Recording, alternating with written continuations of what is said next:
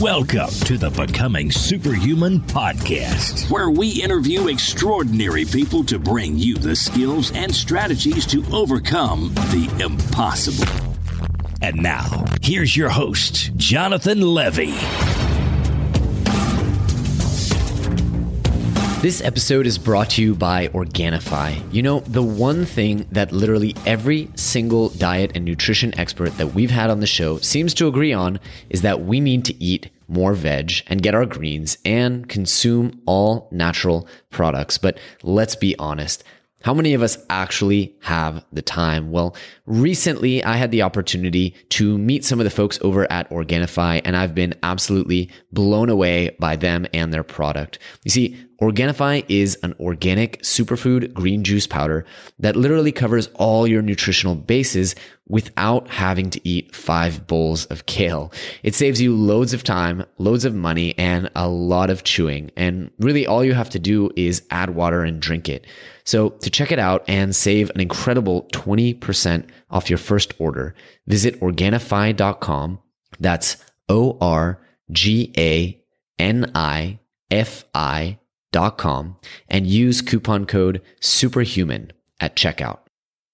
This episode is brought to you by Become a Superlearner, the Masterclass. You guys, if you have ever wanted to learn things faster, to read faster and waste less time reading boring textbooks, if you've ever wanted to have near perfect memory for names, numbers, anything you want to learn, and expand your mind and retain information in a way that you never thought possible, well, then the Become a Superlearner Masterclass is exactly what you've been looking for. It's a 10-week program developed by myself and my mentors alongside some of the world's best memory experts and world record-holding memory champions. It'll take you from zero to super learning hero in just a matter of 10 weeks in about 30 minutes a day or less. Now, you can go ahead and sign up for a free trial with no credit card required. All you have to do is go to jle.vi/learn.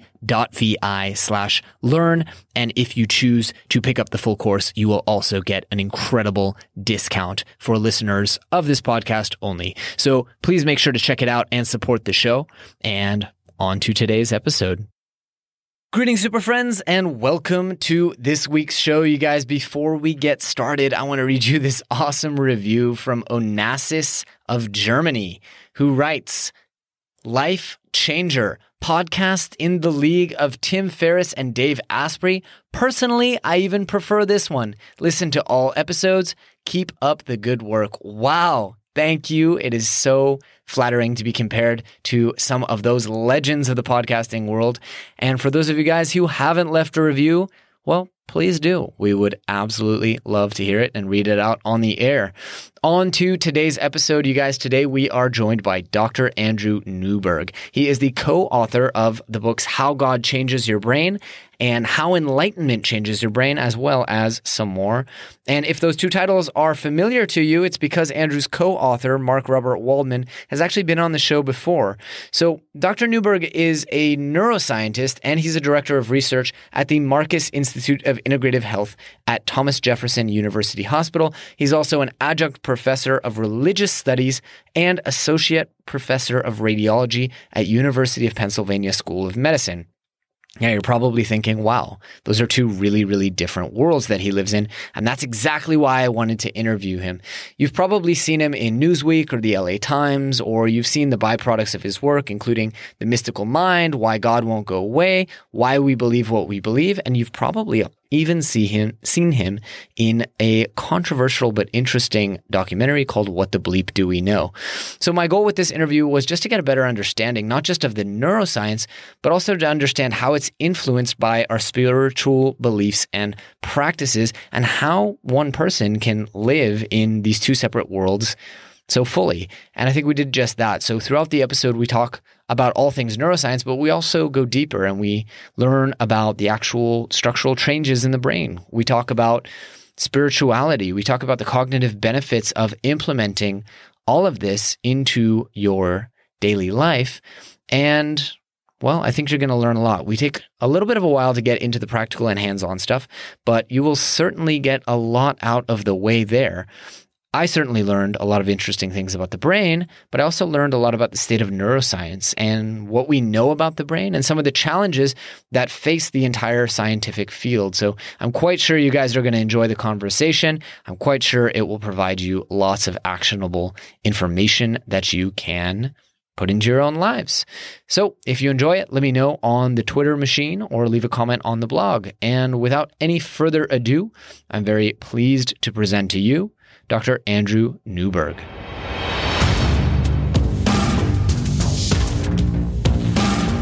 Dr. Newberg, welcome to the show, my friend. I'm so happy to have you today. Thanks so much for making the time. Thank you for having me on your program. Yeah, I've been looking forward to it since we chatted with your co-author, Robert Waldman, and I'm hoping we can kind of geek out a little bit on some neuroscience today, you and I. That sounds good.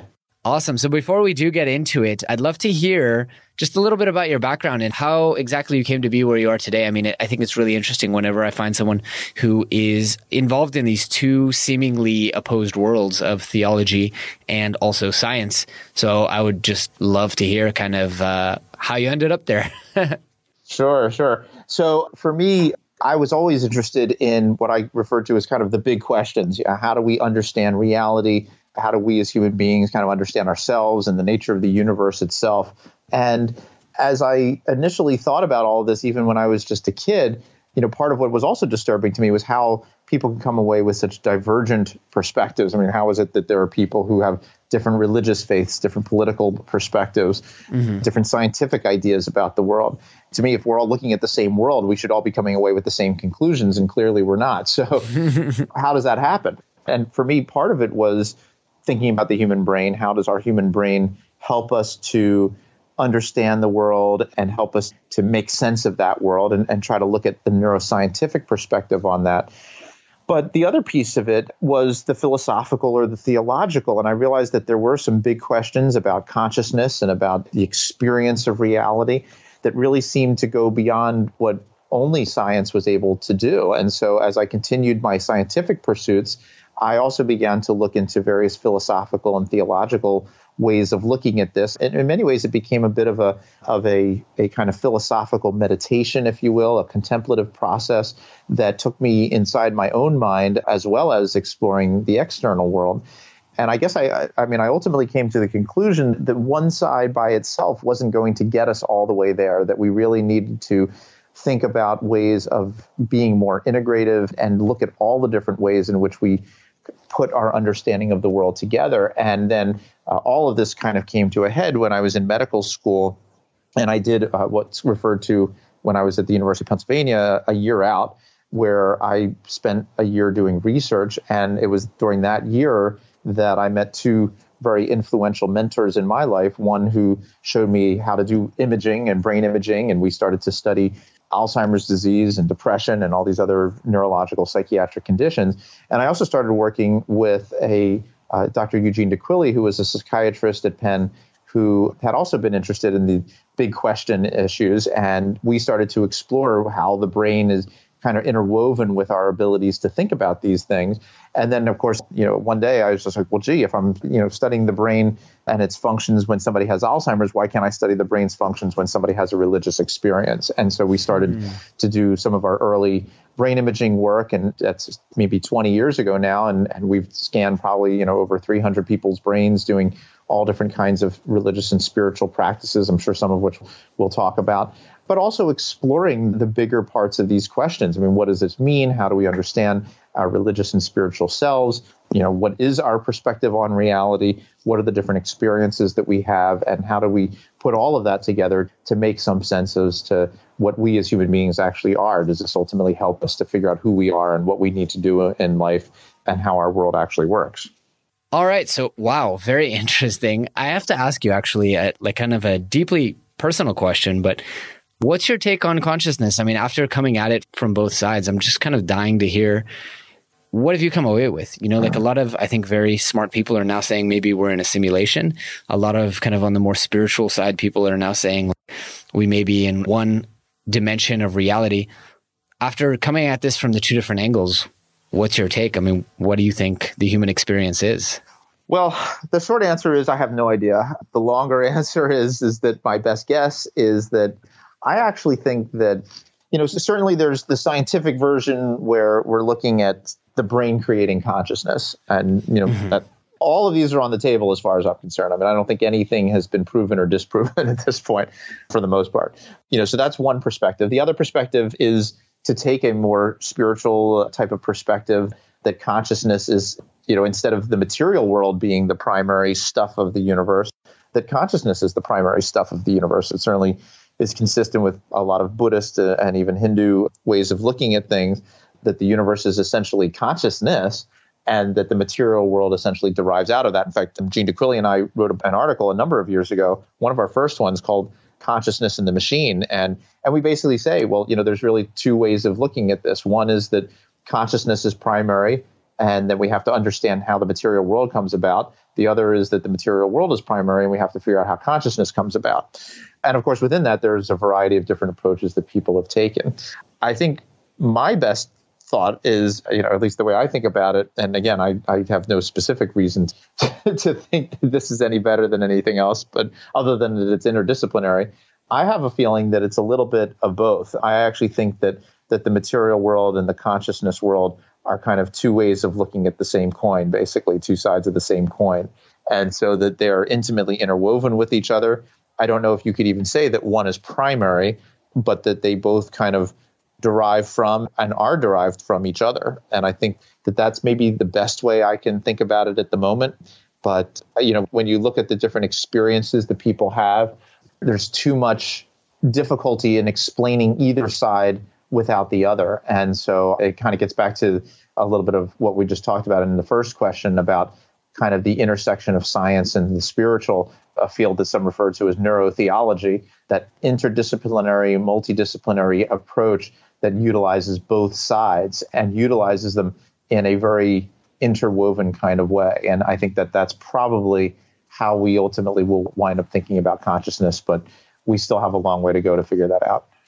I really like that. I want to ask another kind of deeply personal question, which feel free to not answer or answer very vaguely. But say, if 0 was 100% scientific, man of science, and 10 was 100% spiritual, being someone who has studied these two fields, where would you say you fall? I mean, do you kind of evenly give weight, preference, priority to each of them, or has one of them kind of won out in your own psychology? Just because I think it's going to be interesting to see as we answer kind of some of the more in-depth questions, like what has influenced you more?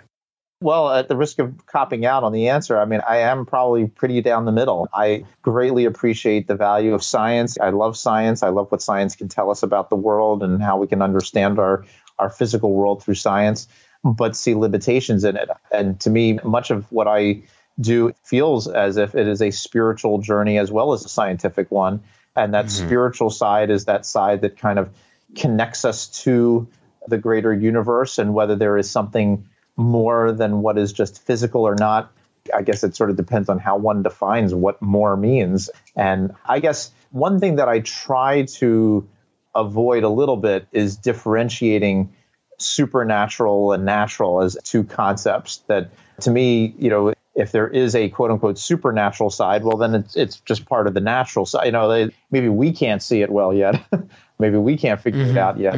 But I don't think that means that it is something beyond what the universe is all about. But I also think that the universe is probably a lot more complex than anything that we give it credit for. And certainly, when we think about an infinite universe using a very finite mind, I mean, we are extremely limited in being able to understand what it is.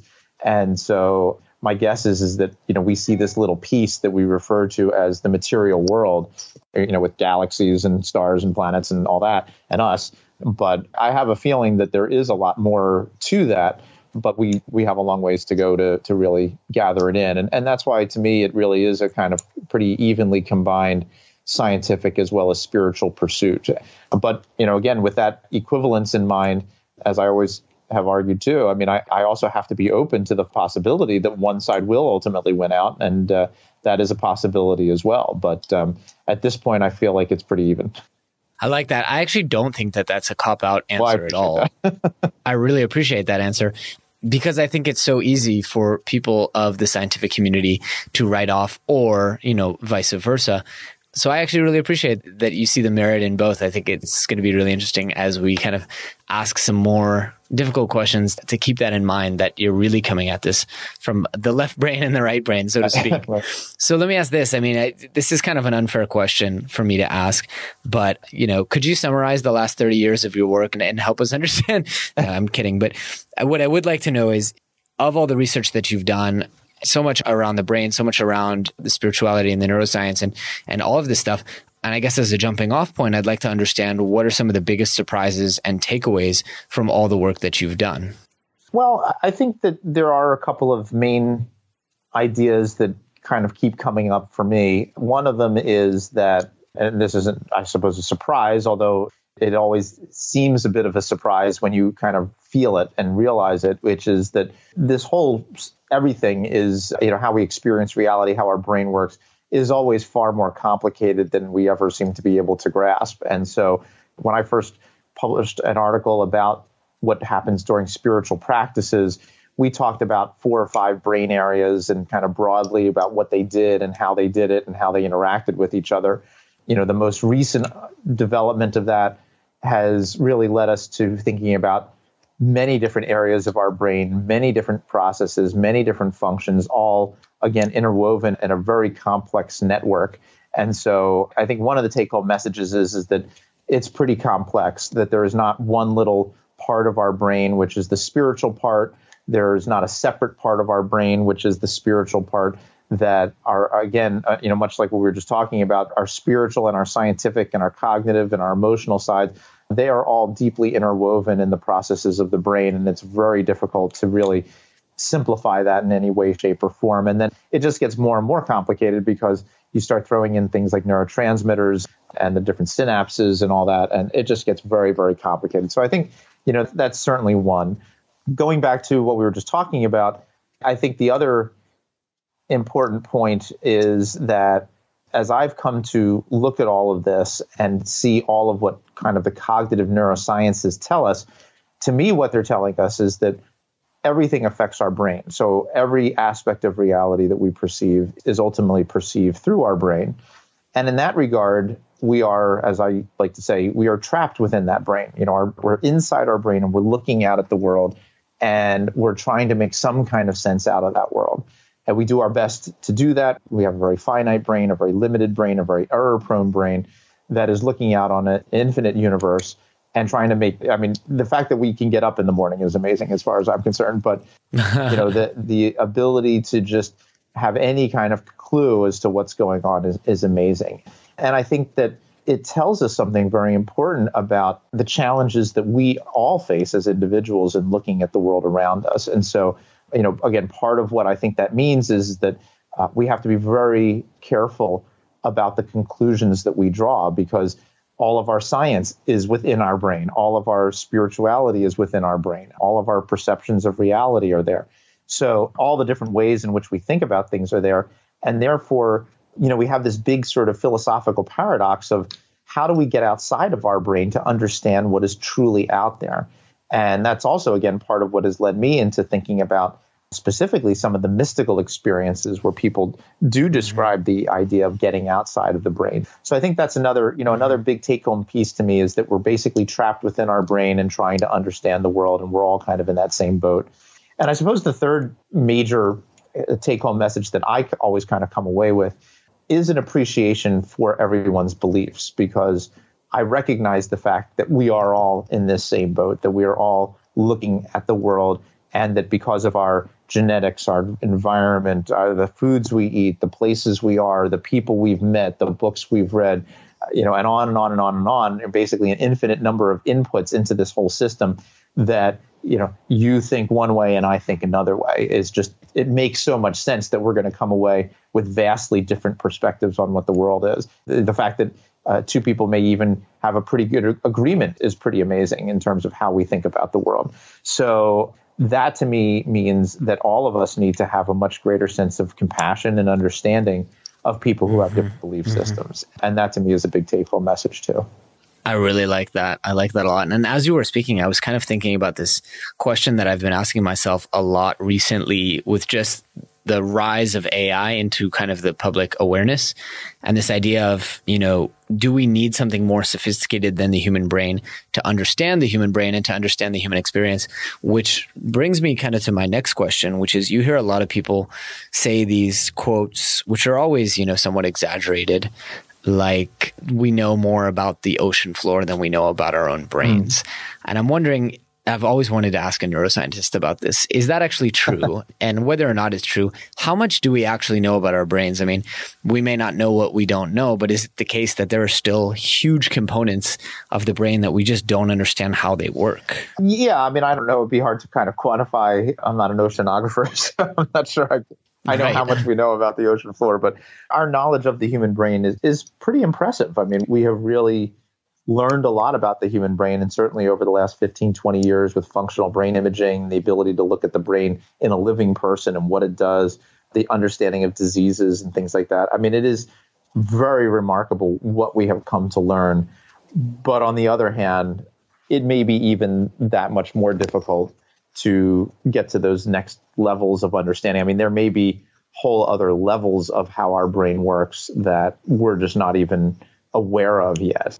So I think that we know a lot, and it's a little bit like the field of neurotheology when I get asked about it. I mean, on one hand, we've scanned 300 people's brains, and there's 100 articles out there about the brain and meditation and spiritual practices and things like that. So we have a knowledge base, and it's good, but in many ways, I can't help but feel that we're just scratching the surface as well, and that there's so much more for us to learn. And it may be infinite, and there may be these fundamental impossibilities. I mean, I don't know if we can ever truly know what human consciousness is because we are inside of it. And so that is always tantamount to leaving us in some degree of failure and doubt that we can never quite get beyond our own thought processes to understand our own thought processes. And I teach a class on human brain imaging, and the last class each year, I always kind of put it to my students, what's the definitive study to prove our consciousness and to prove if the way we think about the world on the inside is accurate? And, no one's ever come up with anything close, I think, to what a good answer would be for figuring that out. Right. There's just too many assumptions that we wind up having to make that makes it almost impossible to know. That doesn't mean we can't know, right? But it's not going to be easy. And I think our best shot at getting to know that is to use this kind of combined approach that integrates both our sort of philosophical and spiritual mind as well as our scientific one. It's interesting that you say that because after so many bizarre experiences kind of that I've talked about on the show in the past, I kind of recently got more and more interested in solipsism, or kind of this springing out of Descartes and his work, this idea of verifying and proving consciousness, not just of yourself, but the classic kind of problem of other minds. Am I alone? Am I, what does the experience look like for other people? Are other people really there? And came to the realization, and it's a kind of tough pill to, there are problems in philosophy that are simply unsolvable. Right. And that might be actually one of those such kind of unsolvable problems. Yeah. Well, as one of my colleague, Gene DeQuilly's, one of his great lines that I always love and rarely get a chance to use it, but you gave me the opportunity, is that solipsism is a lousy job, but somebody's got to do it. So totally. But yes, I mean, to some degree, a lot of our conclusions were a bit of a solipsistic concept that, we are, that the world is kind of, our creation, basically. Mm-hmm.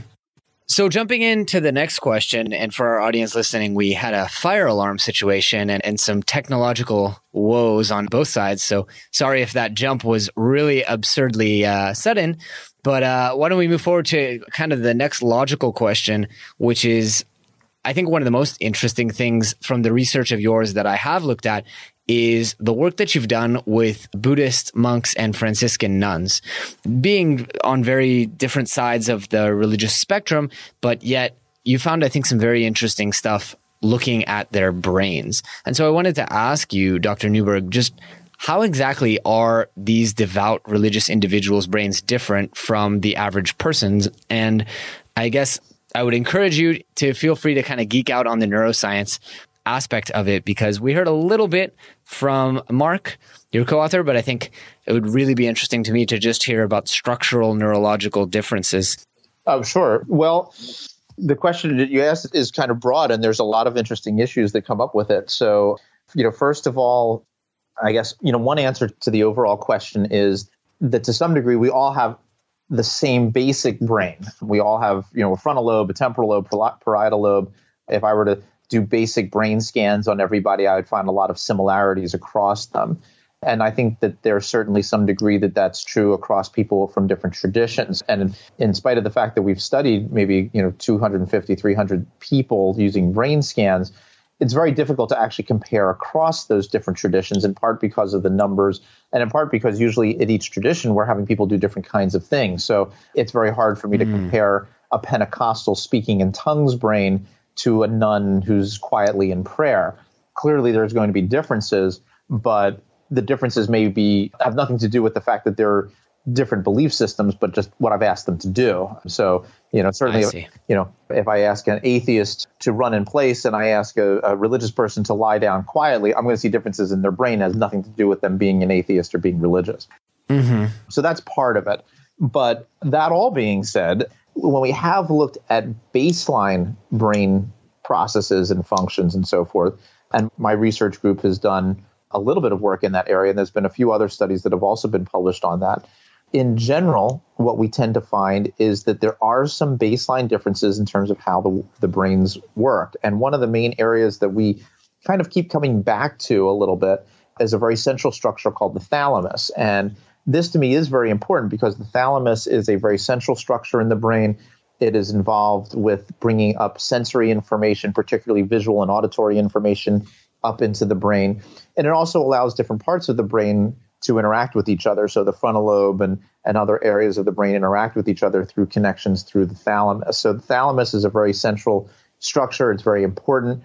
Some have actually argued that it is the seat of consciousness because it's also an area that shuts down when people are anesthetized or go into deep states of relaxation or sleep. So clearly it has something to do with at least being awake and alert, which is maybe a little bit different than the consciousness that we were talking about a little earlier in the program. But one of the things that we have found is that there's a left and a right side of the thalamus. And what we have found is that people who have been doing religious and spiritual practices for a long period of time tend to have more substantial asymmetries in their thalamic activity. So one side tends to be a little bit more active than the other. And what that may mean, I don't know. I mean, it's not clear exactly why that would have some relationship to what's going on. Although we have also noted that when people are engaged in these practices, when they're actually doing a practice like meditation, that sometimes the thalamus can have more substantial asymmetries than when the person is just at rest. So it seems like there's something going on at the level of the thalamus, and that may have something to do with the practices, and ultimately by doing those practices, it alters the way that person's brain functions. And of course, to me, why I do get sometimes excited with this is that if this really is such a crucial part of our brain that helps us to establish our sense of reality and how we experience reality, then it makes sense that these practices would alter that and really have a great power to change the way a person thinks about reality. And I think that speaks to the importance of various rituals and practices like meditation and prayer as a way of literally changing a person's brain and the way in which they think about realities. So that's certainly one element of this. Another set of studies, and consistent with some of our findings as well, have looked at the brain volumes of different structures and generally have also found that there's a difference between people who've been doing these practices for a long time compared to those who have not. And one of the main features that people have reported is, and this is, in a few studies, has basically shown that there is an increased thickness of the frontal cortex. And this is also kind of interesting because people are using their frontal lobes a lot when they're doing a practice like meditation. We increase the activity in our frontal lobes as we concentrate and focus on the meditation. So to me, it may be a little bit of the analogy of lifting weights for a muscle. In this context, the meditation or prayer is kind of the lifting weights, and the brain functions as the muscle. And not only does it actually become physically thicker, which is what some of these MRI studies have shown. But our studies have also shown that they actually have more activity in them. There's a higher level of baseline activity. And again, kind of what happens with the muscle, it gets physically thicker and it gets stronger, it can do more. And it seems like our brain is able to do that more by doing these practices. But again, that's still different than actually comparing the difference in a brain between somebody who is religious versus somebody who is not, as one example. And even in those kinds of studies, what we tend to be seeing is, we're looking at kind of population-based differences. And that's a little trickier to understand fully what that means. So even if I say people who are more religious have an asymmetric thalamus, there's still people who are very religious who have a symmetric thalamus, and there's still people who are atheists who have asymmetric thalamus. So there's not a one answer fits all kind of thing, that there are a lot of different variables that are going into these different aspects about how the brain works. And so it is going to probably be a lot more complicated than we realize, but these seem to be at least some of the initial aspects about how we understand the brain. And then there are certainly some underlying processes that probably relate to neurotransmitters like serotonin and dopamine set points and concentrations that may be different depending on people who are religious or not. So there's a lot of complexities to it. Really interesting. I did have a kind of geeky question. I believe you said, and maybe it was the audio cutting out, but you said frontal cortex. Yes. Now, is there a difference between the frontal cortex and the prefrontal cortex? So I often use broader terms to be inclusive. So the prefrontal cortex is a part of the frontal lobe, is part of the frontal cortex. And so it is a very important part. It is very involved in our ability to focus attention and so forth. It is an area of the brain that is involved in meditation and various practices. And it is also one of the key areas that seems to be thicker, for example, in people who are long-term meditators. But then, as might be expected in neuroscience, there's the prefrontal cortex, but then there's the dorsolateral prefrontal cortex, and then there's the ventral prefrontal cortex. And, so now you start breaking it down to all these different aspects of even, the prefrontal cortex. And, again, not even to make it more complicated, but when I say, this is an area that lights up, or that the thalamus is asymmetric, I'm talking about areas that are a centimeter or a couple centimeters in size. There's millions of neurons in there. So when one area of the brain is active, does that mean that all the neurons are more active, that, a million of them are more active, 10 of them are more active? So there's really a lot of interesting issues that come about in terms of trying to figure out exactly what is happening when people are doing these different practices and what areas of the brain are involved in these experiences. Okay, wow, that is very, very interesting. Also because I've done a little bit of research also on meditation, but also on psychedelics, and just this idea of how differently the prefrontal cortex behaves in each of those different activities. And I think you can draw a lot of interesting parallels, because as I understand it, the prefrontal cortex is largely involved also in awareness of self. Yep. And so the reason that meditators have more empathy, and also people, they experimented with LSD as a truth serum, because you have this experience of unity with other people, similar to the way that an enlightened guru who's been meditating for 30 years will love you as they love themselves. And it sounds like you would agree that there is definitely something to that in the role of the prefrontal cortex. Yeah, absolutely.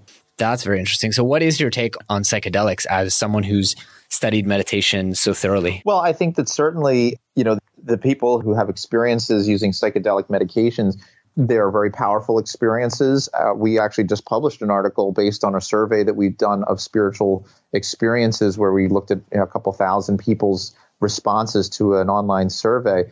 And as far as we can tell, the psychedelic experiences can be every bit, if not more, spiritual than the more quote unquote naturally occurring experiences. So that in and of itself tells us something about the power of what these different substances can do. But there's also, from a neuroscientific perspective, what's nice about them is that they do tell us a little bit more about the brain's physiology in the context of these experiences, because we know where a drug like psilocybin goes or LSD goes. We know what receptors it affects.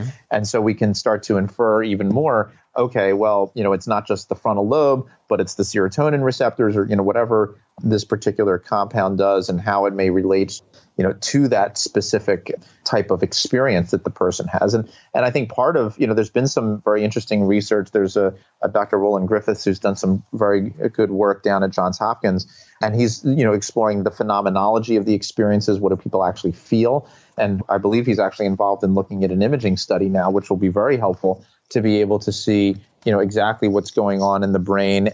And so, of course, going back to some of our earlier discussions about the nature of reality, in our Western tradition, we tend to have this fairly mechanistic way of thinking about these things, in the sense that we tend to look at, well, if this drug causes, if you give a drug and then the person has an experience, that the drug has caused the experience, and that the reality of the experience is sort of inferior to our everyday reality because it was drug induced.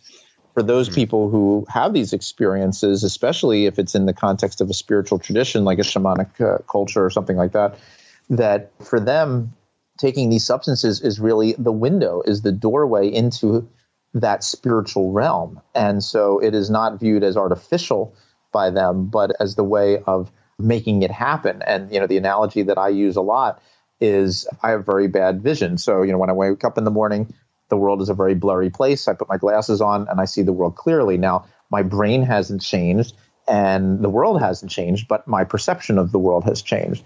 And so what if taking a drug like psilocybin doesn't actually, yes, it may change the brain, so to speak, but what if it's not really changing reality and it's not really, changing the brain per se, but it's just allowing the brain to see the world in a more accurate way. And so when people say that they see God or that they see connections within things as part of these experiences, maybe those connections really exist. We just don't typically have access to them, but by taking this drug, we do. And so, just because we can look at these drug-induced experiences, there could be a lot of very complex ways of thinking about it that doesn't just leave us in a mechanistic realm of how we understand them.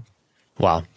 So I want to transition. I just realized we're actually running low on time, and somehow you and I have kind of, just shot the breeze about such interesting stuff for so long. So I want to make the transition into some of the practical stuff that folks at home can apply. I would encourage folks also, of course, to listen to your co-author's interview on the show, where he talks about more of the lifestyle benefits and improvements in quality of life that can be made by implementing a spiritual practice. But I would love to hear, from the neuroscientific perspective, if you were someone's kind of personal mental health physician, would you prescribe for them as a daily regimen, whether or not they are a spiritual or religious person, just to maintain brain health, emotional health, mental acuity, things like that?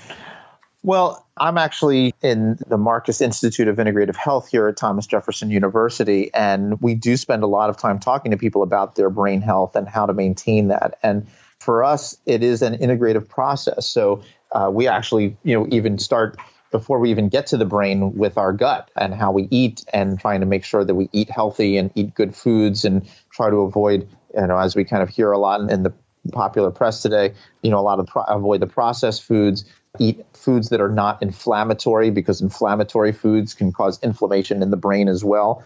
And certainly there's links between obesity and depression, and obesity and Alzheimer's disease and cerebrovascular disease. So it is very important for us to encourage people to live a good lifestyle, and that includes a better diet, good sleep habits, exercising regularly.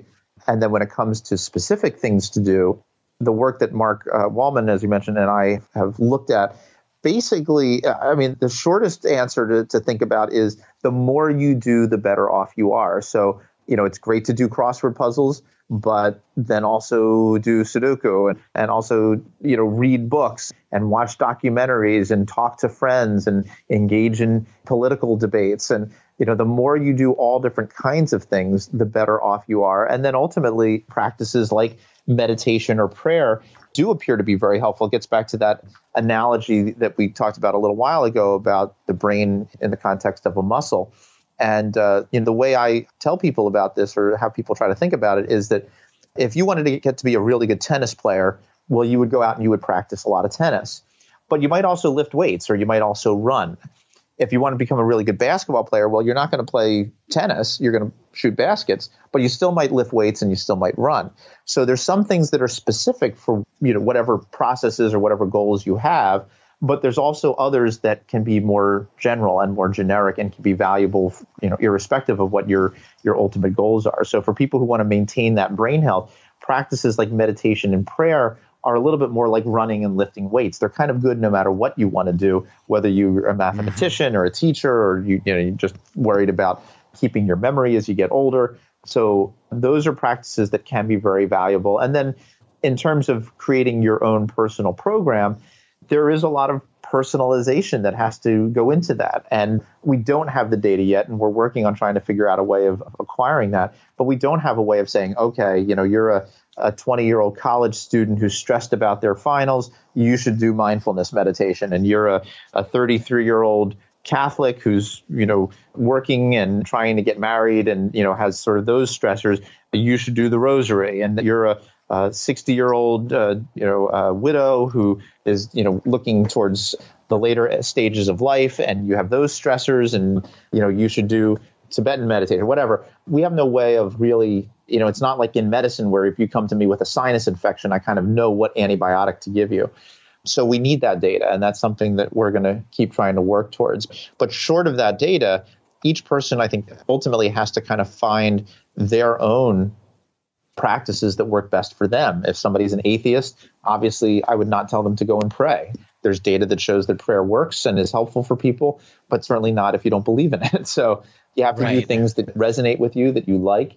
And then there is a bit of trial and error, kind of program that seems to match your ideas and your philosophies and your goals. And then you try it for, a month or a few months or something like that, and you see how it goes. And if it doesn't work, then you move on to the next thing, and there are hundreds or thousands of different approaches and practices, and everybody really has to kind of find their own personal rituals and programs and practices that work best for them. So there's certainly not a one size fits all. It is very individualized, and something that we really have to do a better job at encouraging people to find their own path. And gets back even to the very first question that you asked us about my own path, because every person's path is really a unique path, and we have to help them down that path to figure out what works best for them. Yeah. I think one of the most interesting things as I've listened to other people talk about meditation is everyone invariably will say, I tried this, I just couldn't get around it, and then I found this. And, you hear people talk about, I tried sitting, I tried Vipassana, couldn't get around it, but then I found yoga. Or, Tim Ferriss talks about, I tried Vipassana, couldn't get around it, and then I found TM. And it's kind of this sense that, your body knows, or your mind knows what medicine is right for you. And if you're taking, a painkiller that is just not right for your specific pain, it's not going to work. Whereas personally, when I found Vipassana, it resonated with me so much more than yoga. And then I found other forms of meditation that I found to be even more useful and even more kind of effective. So it is a matter of just trying a couple different things. And the beauty of this is, unlike, with statin medication or antidepressants, you really can safely try everything out there without even consulting and really give it the full run. And you have no risk whatsoever in trying everything available at your disposal. Right. No, absolutely. Absolutely. Awesome. So I don't want to take too much more of your time here. I would like to ask, where can people reach out and learn more? I feel like you have so much more wisdom to share with the audience that we didn't get to cover today. So where should we send folks? So the best place is my website. It's just Andrew Newberg, NEWBERG.com. And there's information about the books and lectures that I've done, research articles that we've done. So there is a lot of information and a lot of data that people can find, and a lot of other ideas and other ways of trying to explore this neurotheology and the relationship between our brain and our spiritual selves. And you're located in Israel, is that? I am in Tel Aviv, yeah. The last thing I'll say is that one of the next projects that I'm working on, which I'm very excited about, is one of the medical students here at Thomas Jefferson University is also an Orthodox rabbi by training. And he and I have teamed up, and we are working on a book on Jewish neurotheology, which will be coming out probably about a year from now. So it's I'll have to come back on the program when it comes out. I'd love that. But we're looking at how does the Jewish mind work, and how does the Jewish brain work, and how does that relate to Judaism and various specific ideas and concepts that come out of that. I mean, to me, neurotheology is something that can be applied to any tradition. So there's a lot for everyone to learn from it. But in this particular case, we're taking a look at that, and which is kind of nice because it goes back to my own personal roots as well. So we're very excited about that. Any plans to be in Israel? We were in Israel about 2 or 3 years ago and had a wonderful, wonderful time there. So certainly looking for the next opportunity to come. Don't have it yet, but maybe I'm hoping maybe when the Jewish Neurotheology book comes out, and we're still working on the final title for that, but when that book comes out in about a year or so, I'll certainly make an effort to try to get to Israel to talk about it with people. Yeah, we would absolutely love to have you here. And I just set a reminder for myself to contact you in about 9 months so we can see how the book's coming along and chat about it. So Dr. Newberg, I want to thank you so much for your time. One last question that I would like to ask before we wrap up is, if people really take away just one big takeaway message from the episode, what would you hope for that to be? I guess it comes back to some of the things that we talked about when you just asked me my take-home points from this research. And I think one is that our brain is immensely complex. All of our brains are doing the best job they can at looking out at the world and trying to make some semblance about what is real and how we understand our place in that world. And hopefully it leads to a greater sense of understanding and compassion for everyone, even those people who believe ways differently than ours, because ultimately their brains are just doing the same thing that our brains are doing. It's just that they came to a different conclusion based on all the different factors that have had an impact on them, which were different than the factors that had an impact on us. And hopefully by looking at neurotheology as a true intersection and a true interdisciplinary approach, combining science and religion and spirituality, we may get to the answer of these questions that will help all of humanity. So I guess that's my true take-home message. Fantastic note to end on. Dr. Andrew Newberg, I want to thank you again for your time. It's been a real pleasure, and I'm glad we already have an opportunity to chat again in the near future. Sounds good. Thank you. All right. Take care. All right, super friends, that's it for this week's episode. We hope you really, really enjoyed it and learned a ton of applicable stuff that can help you go out there and overcome the impossible. If so, please do us a favor and leave us a review on iTunes or Stitcher or however you found this podcast. In addition to that, we are always looking for great guest posts on the blog or awesome guests right here on the podcast. So if you know somebody, or you are somebody, or you have thought of somebody who would be a great fit for the show or for our blog, please reach out to us either on Twitter or by email. Our email is info@becomingasuperhuman.com. Thanks so much. Thanks for tuning in to the Becoming Superhuman podcast. For more great skills and strategies, or for links to any of the resources mentioned in this episode, visit www.becomingasuperhuman.com/podcast. We'll see you next time.